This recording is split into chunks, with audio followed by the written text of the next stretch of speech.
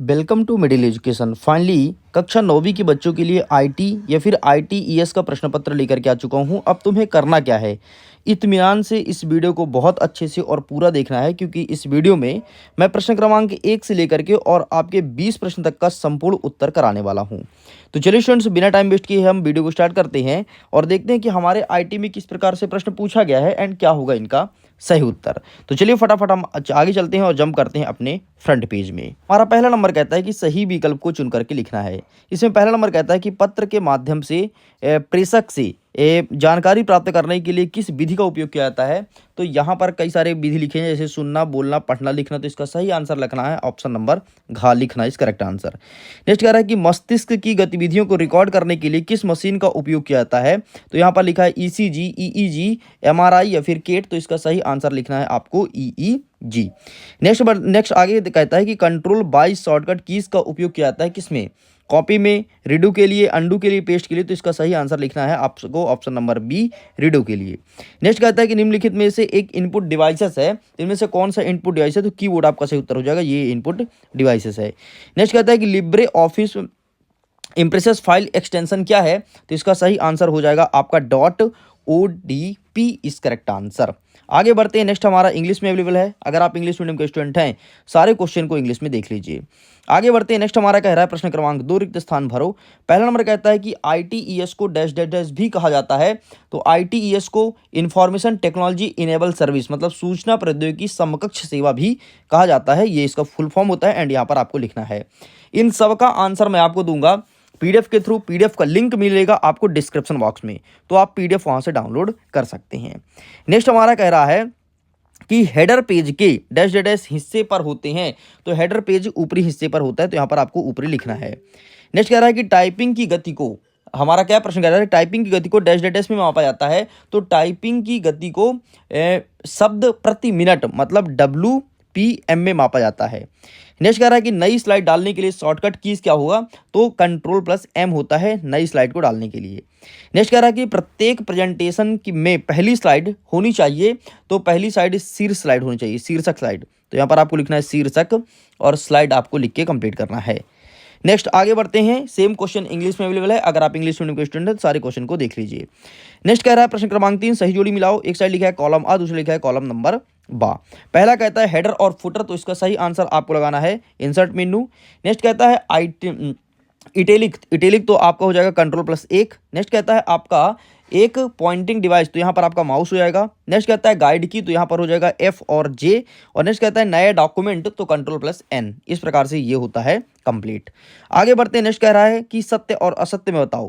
पहला नंबर कहता है कि करंट फाइल का नाम स्टेटस बार में दिखाई देता है, तो बिल्कुल सही हो जाएगा। नेक्स्ट कहता है कि स्प्रेडशीट में स्प्रेडशीट को वर्कशीट भी कहा जाता है, तो ये आपका सही हो जाएगा। नेक्स्ट कहता है कि एक स्प्रेडशीट में हम कॉलम की चौड़ाई और पंक्ति की ऊंचाई बदल सकते हैं, तो ये भी आपका सही हो जाएगा। नेक्स्ट कहता है कि डिफ़ॉल्ट रूप से पेज के साइज A4 कहलाता है, तो ये भी सही हो जाएगा। नेक्स्ट कहता है एक ही डॉक्यूमेंट में कई फाइलें तैयार करने के लिए मेल मर्ज का उपयोग किया जाता है, तो ये भी आपका सही हो जाएगा। इस प्रकार से आपके सारे सही हैं, इसमें कोई भी गलत नहीं है। आगे बढ़ते हैं। नेक्स्ट हमारा कह रहा है प्रश्न क्रमांक 5 एंड इन सब का आंसर अब हम देखने वाले हैं फटाफट। बाकी इसका पीडीएफ भी मिलेगा, लिंक डिस्क्रिप्शन बॉक्स में। आप जिस प्रश्न पत्र से पढ़ाई कर रहे हो यही मैं प्रश्न पत्र आपको दे दूंगा विथ सॉल्यूशन, ठीक है। तो डबल क्लिक और राइट क्लिक में क्या डिफरेंस है, ठीक है। नेक्स्ट हमारा कह रहा है 6वां नंबर की मेल मर्ज के लिए कौन से 2 डॉक्यूमेंट की आवश्यकता होती है। नेक्स्ट कह रहा है कि आत्मविश्वास को प्रभावित करने वाले कारक कौन कौन से हैं। 3 नंबर के सारे क्वेश्चन हैं। नेक्स्ट कह रहा है कि होम की और गाइडेड की के बीच क्या डिफरेंस है। नेक्स्ट कह रहा है कि मेल मर्ज क्या होता है, ये प्रश्न पूछा गया है। चलिए तो हम देख लेते हैं कि इनका सही उत्तर क्या हो जाएगा, फिर आगे के आंसर्स को कवर अप करेंगे। यहाँ से हमारा आंसर स्टार्ट होता है, देख लो बाकायदे आंसर बढ़िया पीडीएफ के तौर पर बनाया गया है, ठीक है। ये देखो पहला प्रश्न, फिर इसका उत्तर, पहला प्रश्न, दूसरा प्रश्न इसका उत्तर, दूसरा प्रश्न इसका उत्तर, इस प्रकार से इसमें लिखा गया है। एंड आगे बढ़ते हैं। प्रश्न क्रमांक 2 क्या कह रहा है, ये देखो इसका आंसर लिखा गया बढ़िया बाकायदे, तो इसी पीडीएफ को डाउनलोड कर सकते हो। चलिए आगे बढ़ते हैं। ये रहा आपके सामने सत्य सत्य एंड ये रहा आपके सामने डबल क्लिक और राइट क्लिक में अंतर। प्रश्न कितने नंबर का, 3 नंबर का था, तो आपको 3 अंतर लिखना है, तो यहाँ पर अंतर लिखा गया है, तो प्लीज आप इसका स्क्रीनशॉट ले लो। नेक्स्ट कह रहा है कि मेल मर्ज के लिए कौन से 2 डॉक्यूमेंट आवश्यक हैं। प्रश्न कितने अंक का है, 3 अंक का है, ठीक है। तो ये 2 डॉक्यूमेंट यहाँ पर लिखा गया है। नेक्स्ट कहता है कि आत्मविश्वास को प्रभावित करने वाले कारक कौन कौन से हैं, तो ये सबसे पहले स्वयं की अवधारणा आपको प्रभावित करती है, अनुभव और ज्ञान आपको प्रभावित करता है। जैसे अगर कहीं पर कोई ज्ञानी व्यक्ति खड़े हैं और आपके पास ज्ञान नहीं है तो डेफिनेटली आप वहाँ पर नहीं जाएंगे बल्कि वहाँ से दूर हटेंगे। नेक्स्ट कह रहा है कि समाज और परिवार का समर्थन भी, अगर घर के लोग ही आपको सपोर्ट नहीं करें तो आप आगे नहीं बढ़ पाएंगे और आपका मनोबल धीरे धीरे कम होने लगेगा। नेक्स्ट कह रहा है कि शरीर एवं मानसिक स्वास्थ्य, अगर आपका स्वास्थ्य ही खराब है तो भी आप आगे नहीं बढ़ पाएंगे। एंड अतीत की सफलताएं और असफलताएं ये सब आपके आत्मविश्वास को गिराने का काम करती है। नेक्स्ट कह रहा है कि होम की और गाइडेड की के बीच क्या डिफरेंस है, ये 3 अंक का प्रश्न पूछा है।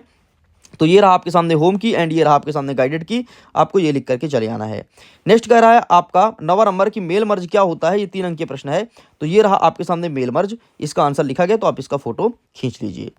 चलिए आगे बढ़ते हैं। नेक्स्ट क्वेश्चन हमारा क्या कह रहा है, नेक्स्ट हमारा कह रहा है प्रश्न क्रमांक 10, दीर्घ उत्तरीय प्रश्न लिखो। इसमें पहला 10वां नंबर कहता है दृश्य संचार को परिभाषित करते हुए किन्हीं 5 संकेतों का वर्णन करना है। एंड यहीं पर क्या कह रहा है 11वां नंबर कि प्रभावी संचार क्या है और 7 सी को समझाइए। आगे बढ़ते हैं। 12वां नंबर कह रहा है कि दृश्य संचार हेतु प्रयोग किए जाने वाले किन्हीं 4 संकेतों का उदाहरण लिखना है। एंड 13वां नंबर कह रहा है कि स्मार्टफोन और टैबलेट में अंतर लिखिए। ये प्रश्न पूछा गया है। तो 11, 12, 13 आइए देख लेते हैं 10, 11, 12, 13 का इसका आंसर सही क्या हो जाएगा। तो ये रहा 7 एंड ये रहा आपका 10 नंबर। 10वां नंबर कहता है क्या कि दृश्य संचार को परिभाषित करते हुए किन्हीं 5 का वर्णन करना है। तो यहाँ पर लिखा गया है और सबका वर्णन भी कर दिया हूँ दृश्य संचार का, जैसे ट्रैफिक लाइट, इमोजी, हाथ का संकेत, नक्शा और डायग्राम है और ग्राफ। 11वां नंबर कहता है कि प्रभावी संचार क्या है और 7C को समझाना है। ठीक है, 5 अंक का प्रश्न है। तो ये रहा आपका 7C। 7C मतलब सबसे पहले C मतलब क्लियरिटी, फिर आपका कंसेशन मतलब संक्षिप्तता। ठीक है, फिर आपका क्या हो जाएगा विचारशीलता, फिर शुद्धता मतलब करेक्शन, फिर हो जाएगा आपका ठोसता मतलब कंपटीशन, फिर हो जाएगा शिष्टता मतलब क्रिटिसिज्म, ठीक, फिर पूर्णता मतलब कंपटीशन। तो ये आपका लिखा गया है। नेक्स्ट आप 12 नंबर देख लीजिए, दृश्य संचार हेतु उपयोग किए जाने वाले किन 4 संकेत को लिखना है। एंड ये आपके सामने संकेत लिखा गया है, जैसे सड़क संकेत, गति संकेत, चार्ट और इमोजी। ठीक है, तो आइए 12 तक का उत्तर देख लिए हैं, आगे क्वेश्चन को कवर अप करते हैं। नेक्स्ट हमारा क्या कह रहा है प्रश्न, नेक्स्ट हमारा प्रश्न कह रहा है 13 नंबर की स्मार्टफोन और टैबलेट में अंतर।